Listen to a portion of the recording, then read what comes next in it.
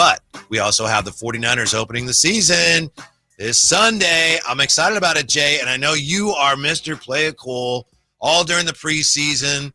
I tried to get you excited. You weren't having any of that. But now the games are going to count. We just had a week 1 of the college season. Now you got to be excited a little bit, right? Absolutely. Yeah. Vegas real football. Yeah. Come on, man. There we go. It's real football. It's a conversation to be had. Yes. Losses count. Wins mean everything. The pageantry. Lee Corso retiring. Picking his last head, his last mascot head. Massive Salute ratings. to Lee Corso. Oh, yeah, I saw that. As it should be. Didn't he nail all his picks, too? He did. Every single one.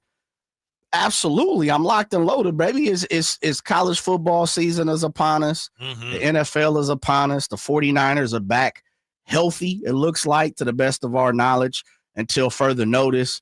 I'm excited heading into week 1. Seattle, it's gonna be a stomp out.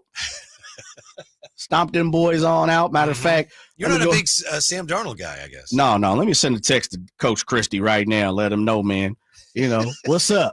What we talking about this weekend? You know what I'm saying? Yeah, no, hit Jamal Crawford, let him know. Yeah. My Seahawk fans, a couple of my guys up there, Seahawks and stuff like that. They, we go back and forth sometime about Seahawks and the 49ers. I really admire the fact that you have bounced back the way you have from Saturday's tough opening loss for Texas. Well, if it was 3 years ago, maybe 4, I'd say the season is over. Because we know in college football, when you normally lose a big game like that, it's over. Even though it's early in the season, that probably tells you in the way they look, they probably going to lose 1 or 2 more. But nowadays, you can win, you can lose 2 or 3 games because of the playoff system. Right. So now there's opportunity for you to lose 2 or 3 games. It used to be nail in a coffin if you lost 2 games for especially sure. Losing to OSU, State, right? Because then it's like, well, that's like a positive. They only lost by 7. Yeah. Played terrible. Arch didn't come through. Rest of the offense looked terrible. They're allegedly their stars studded everywhere. That didn't pan out. Stars are them. Jay, I don't know the team as well as you do, but in my opinion, they struggled in the red zone a little bit. They did. And probably at the 50 and at the 40, a little bit, the red zone, the positive. Green zone, any zone. Man. Yeah. They struggled all up and down the field on offense. Defense, they look good, though. One of the most fun things about the start of an NFL season, to me, the start of any season really in any sport, is trying to guess which teams are going to be the surprise teams. Jay and I talked about this on Friday. I had my 17-team list because I'm trying to, cover my behind. But ultimately, I had Arizona at the top. Yeah. And Jay went with the Atlanta Falcons. Yeah. The Athletic has another poll of executives, front office types around the NFL. And part of this survey here is this question. Name 3 teams that will exceed expectations this season. So 25 responses, 3 votes each. Okay. 3 teams that will exceed expectations this season. This is what NFL people in the know say. 31 coaches and executives were polled. Obviously, they didn't all respond if there was only, 25 responses. Sure. Jets, 1 vote. Lions, 1. Cowboys, 1. Texans, 1. Colts, 1. 1. People like them Colts still, huh? Well, it's the defense. 2 mentions for the Broncos, Titans, Falcons, Dolphins, Jags, Saints, and Bengals. Man, that's the damn NFL. That's the whole league. Right. The Bengals are supposed to be pretty good. How are they going to? Well, I said exceed expectations because even you said the Lions. Somebody voted for the Lions, and I'm like, aren't the Lions Super Bowl contenders? Yeah. And expectations are high for the Broncos. But more importantly, Falcons are on there, and that was your team. Yes, sir. 2 people, right? Yeah. 2 of the 25. 3 votes for Arizona. Green Bay. Okay. The Steelers and the Panthers. Wow, really going out on a limb with Green Bay. Again, expectations are sky high. They'd have to win every game. Super Bowl, yeah. 4 points for the Chargers. Ooh, you were on that hype a little bit, aren't you? I like the Chargers a lot. Where the Chargers are on your list again? 3, 4? I don't even know if I had them as a surprise. I thought you had them on the list. Because I don't think it's a surprise that they're going to dominate. Oh, okay. But I'll double check. I'll find my list. I'm definitely high on them. It's a known, huh? Yeah, definitely high on them. I had Colts, Patriots, Jets, Seahawks, Titans, Raiders, Cardinals. Okay. Yeah. So then we get up to 5 mentions each for Jay. Do these coaches and executives know what they're talking about? The Giants? Oh, man. 5 votes for the Giants and the Bears. I could see the Bears. The Bears are loaded when it comes to names and places. Mm-hmm.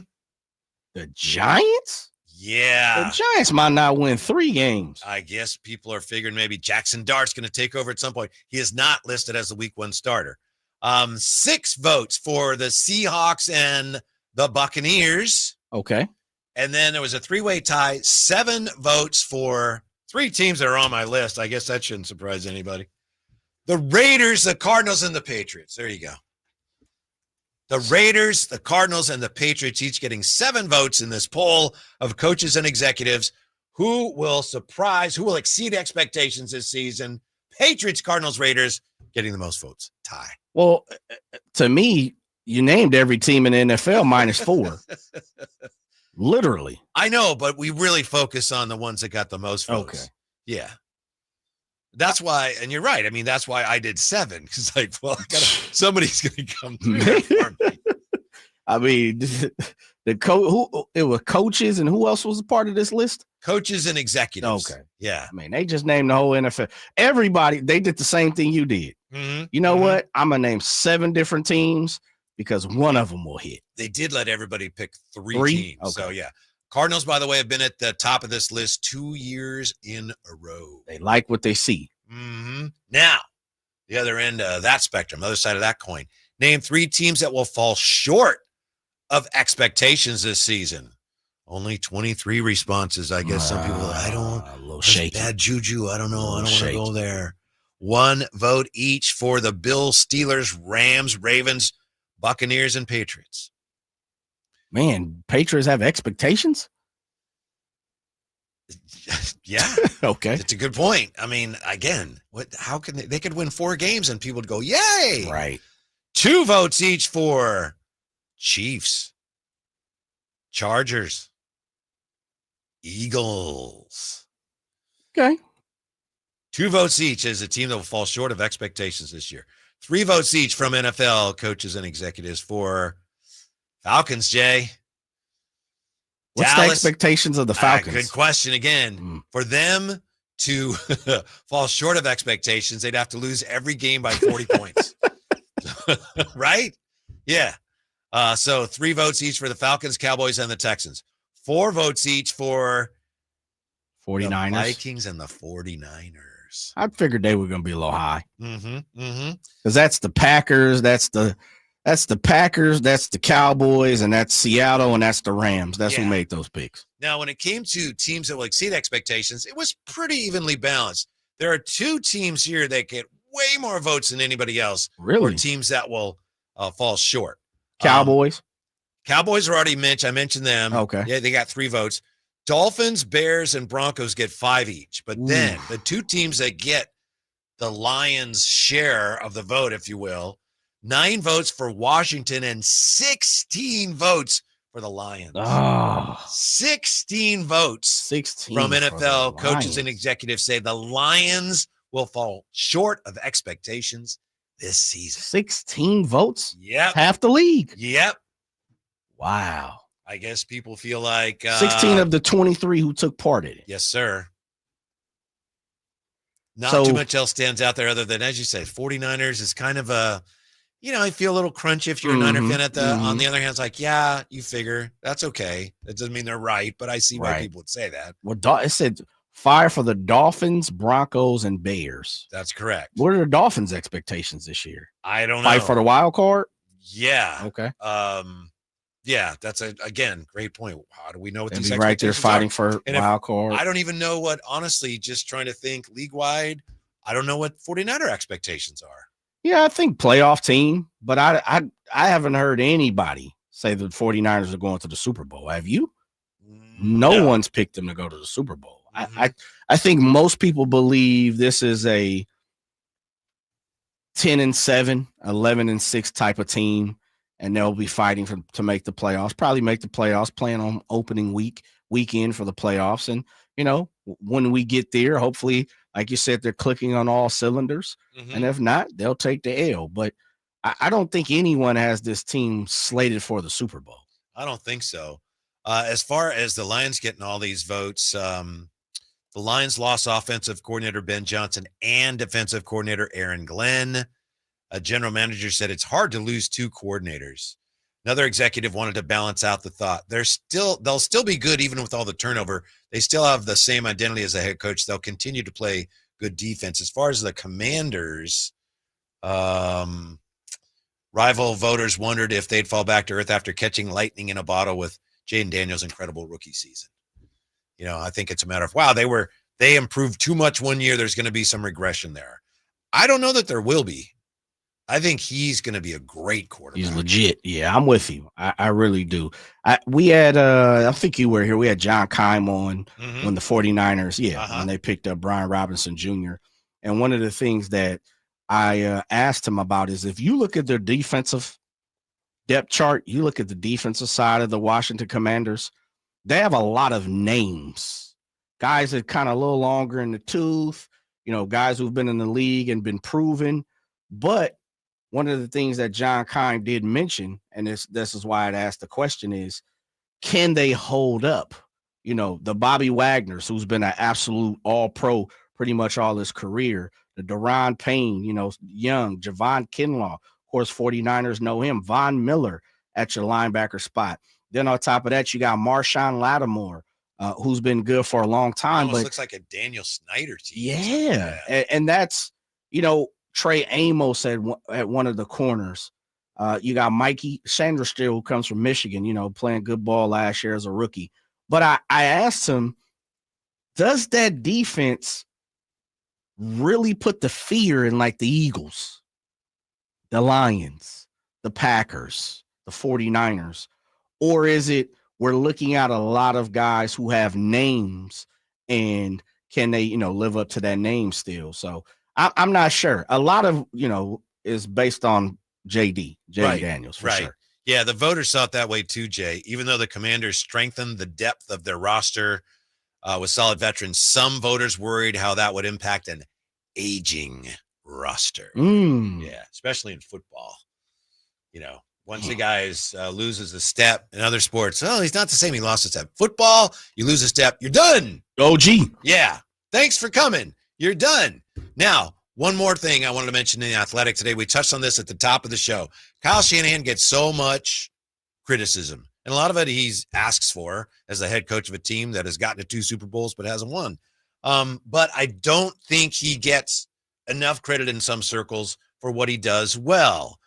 Ted Nguyen did a survey of NFL defensive coordinators and defensive coaches, asked them who are the best play callers, who are the best offensive play callers in the NFL. Top 3 were Ben Johnson, Bears, Sean McVay, Rams, and yes, Kyle Shanahan. So no matter what we think of Kyle Shanahan and clock management and his roster management, and no matter how frustrated we get with him, look, we air the 49er games here, but we're not affiliated with the 49ers. But I do think we need to be mindful of the fact that the people that coach against him say he is the hardest coordinator to prepare for. They challenge all your rules, one NFC defensive coordinator said. They're obviously 21 personnel, but whatever you try to do, they always have an answer for it because they can align in anything out of that personnel. Now, I know if you're anti-Shanahan, you can say, yeah, he's a great coordinator, but that's all he is. He's not a good head coach. I don't know. But he's a great coordinator. I was going to say there's a difference between being a coordinator, head coach, and play caller. Yeah. I think all 3 of those things, even as much as they cross the line, I think all 3 of those aspects are completely different. A play caller, an offensive coordinator, and a head coach. Now, Shanahan kind of gets the credit for being all 3. Yeah. He has the package. A lot of people say he's got the package of all 3. But we've seen, especially shouts out to TC and 49er fans. Yes. Like that, they would probably question certain things about him. I don't know if we definitely can. Do. You're right. Yeah. I don't know if we can question his coordinator skills because I'm with you. I think as a coordinator, he is above and beyond proven he is a good coordinator. I do think he is a good play caller. I regress in some of the things that he does as a head coach, though. Like, I think he's pretty dialed in as a coordinator. I think he's pretty close to being dialed in when it comes to a play caller. I do think he relies on certain instances. I think he relies on, like you say, his stubbornness sometimes when it comes to play calling. I think he could be wide open a little more, do a few different tricks and plays and stuff like that. But for the most part, 90%, he does a pretty good play call. He calls a good game. Yeah. Calls a good game. He's not perfect. No. But he calls a good game. One shortcoming that came up, according to this survey, and I know we touched on it much earlier today, Jay, but circling back to it, shortcoming that came up a few times was Shanahan's pass protection schemes. There are ways to manipulate the protection, and their reliance on play action, the 49ers' reliance on play action, can lend itself to mismatches up front. Otherwise, no play caller in the league commands as much respect from defensive coaches as Kyle Shanahan. Which is the schemes. Yes. When you talk about that, you're talking about a scheme, which is coordination, his coordinator skills. That's why I say I think he's a top flight offensive coordinator. As a head coach, I think he's a player's coach. When you really listen to most people who've played for Kyle Shanahan, they really like playing for him. Now, of course, there's some different apples who can't stand him, and that no one likes no one is liked by everybody, right? So the team performs for him. They do. They play hard. They do. That's the first thing I look at in any sport. And sometimes it might be a matter of they don't like the guy, but as long as they play hard for him, then it's working. Yeah, and it may just be the atmosphere. It may be the locker room. It may be the type of guys that they have in there as well. The chemistry and how that team is, the makeup of the team. Head coach, though, like, there are some things that we need to question, and the backside of the play calling as well. Yeah, but no one's perfect. Right. No one's perfect. So what would you? I know you just listed some things. What would you say if you're filling out this survey or whatever? What would you say are your reservations about Kyle Shanahan? Great play caller, has been a really good coach, but stubbornness. I'd say the lack of wanting to change. Yes. Which is one of my pet peeves. I always talk about it, is changing the speed, the rhythm of the offense. I can't stand the fact that we look the same, we feel the same, and the tempo of offense is always the same. To me, that speaks to the stubbornness, because it's like, this is how we do it. Right. Other people can change it up. I don't care what they do. This is what we do. Yeah. Our offensive line's getting obliterated. That's the way we do it. That's it. We're not changing it. We don't really factor in the offensive line heavy on the payroll. Yeah. And so that, and then the other thing for me too is we're going to see, and, me and you talked about it last week. I truly, and I said this last week, was I think as a 49er fan, well, at least I'll speak for myself, I expect to lose a game or two due to special teams this year. And you can point the finger at Jake Moody. You could point it at coverage. You could point at mistakes. It happens throughout the season for every team, but for the 49ers, it's definitely going to happen. I saw this today from Joe Shasky, who's at the game, and he just lives and breathes 49ers Giants. He's from San Francisco. I mean, he really, really takes all of it to heart. And he was posting that if the 49ers lose a game because of Jake Moody, he said he won't even blame Jake Moody. So it's not Jake Moody's fault, but it's the fault of Shanahan and Lynch for not doing something about it. Agreed. Because they're staring you in the face. Which is basically what I said last week. Yeah. Is as a 49er fan, and people are like, well, how can't you be concerned? Because they've already showed their hand. I know going forward this season, Whitey, we're going to struggle in a game or two and probably in a few other games when it comes to special teams. Does that mean you're not going to get the Jake Moody jersey? No, I'm not getting that. Somebody else was going to suggest that. They said I beat them to it. Maybe they can get it. Share a picture with us. But I when you really sit down and look at what's going on with the 49ers, You would be kidding yourself if you don't believe the 49ers will probably lose a game because of missed kicks or, field goal or special teams. I think it's part of the More DNA of this team. You know it happens. It's part of football. Of course. More than other teams? No. And that's my thing is I don't think it happens with the 49ers when it comes to kicking field goals and extra points. I think, like you said, it happens to other teams throughout the league. I just know we're talking about the 49ers. We're partner of the 49ers. We talk 49ers, brass. We talk 49ers moves. We talk about Kyle Shanahan. If we were sitting in the middle of Green Bay, man, it wouldn't be that big of a deal. It's just bigger here. Here's the terrifying thing about that, Jay. I'm not arguing with you, but this to me, from the standpoint of being a 49er fan, this is terrifying. So last year, Jake Moody was really erratic. He was hurt. Yeah. He did get hurt, which certainly that ankle may have contributed to it. So this year he comes in and he shortens his approach to 2 steps, right? You can imagine how hard that is. You kick a certain way your whole career, then you're going to shorten it. Okay, let's see how that works. The idea is to sacrifice a little distance for some accuracy. And what happens? He was terribly erratic, and he had sometimes look good, other times look like, wow, I think you're cooking with the wrong foot. I think maybe you're actually left-footed. So now, he's had time to work on it, so it should be good. Really? That's your approach? Season. Yes. Yeah. That's what I said. Why does it, as a 49er fan, I understand the frustration, but we already know what's going to happen, right? So prepare, Whitey. I'm talking to you, brother.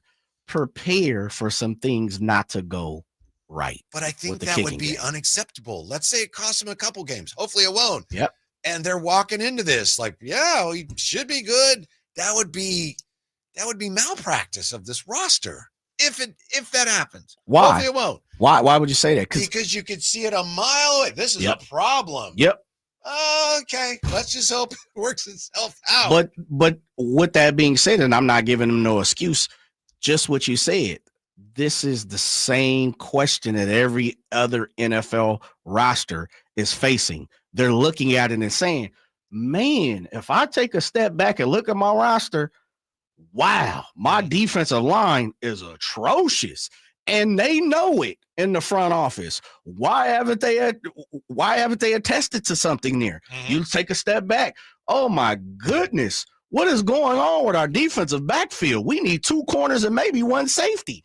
And they run out whoever they run out. It's throughout the entire league. Right. But we're talking about one guy who's been an ongoing issue, and you overdrafted him in the first place. So fingers crossed. Jay's going to get the jersey. No. He's going to be in the Pro Bowl. No. Well, yeah, fingers crossed he's in the Pro Bowl. Absolutely. All going to work But out. I'm preparing myself for a couple of weeks. We come in here on a Monday, and there was a game winner or an extra kick or a field goal that was important. Roster malpractice. Then that's every single team in the league. When we